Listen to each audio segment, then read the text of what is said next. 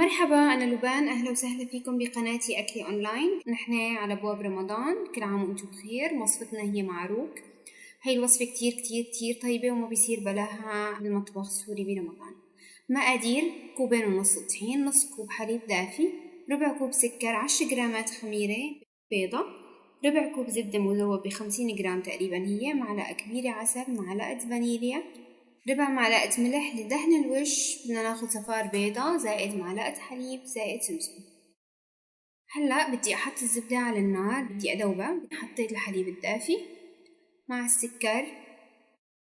من خميرة الباكيت اللي عندي 42 جرام، أخذت ربعه، يعني بدنا شي 10 جرامات تقريبا. خلطتهم كتير منيح، هاي خميرة حية ما بدها تخمير. حطيت البيضة كمان والطحين، كاستين ونص طحين، والفانيليا حطيت ربع معلقة، أنا الفانيليا اللي عندي مركزة. كمان ربع معلقة ملح مع معلقة عسل.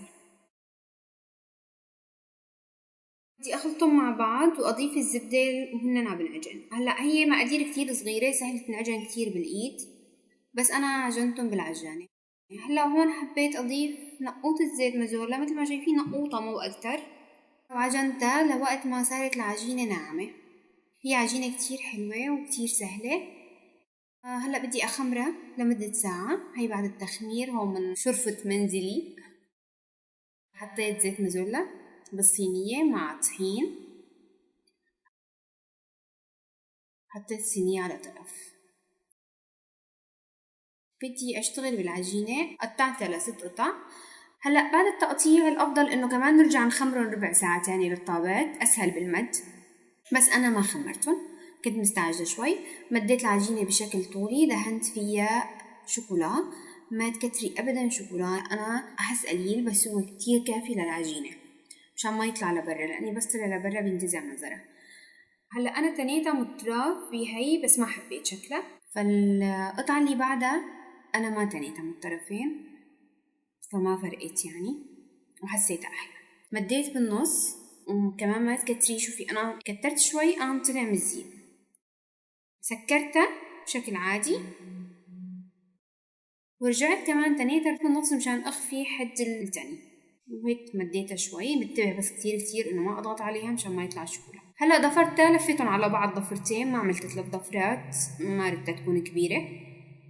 الشوكولاتة طلعت معي عالزيق، مسحية بمحلمة مشان ما تطلع لبرا. هلا قبل التخمير لازم أدهن عليهم البيضة. هلا أنا كتبي صفار بيضة، هون حطيت بيضة، ما هي مشكلة يعني، ما في فرق. دهنت الوش كتير منيح، دهن البيضة قبل التخمير، فشيتهم سمسم. هلا بدي أخمر بطريقة كتير حلوة وكتير ظريفة وكتير بنصح فيها. المحلات عندهم فرن تخمير بيحطوا فيه العجينة وبيعيشوها تتخمر.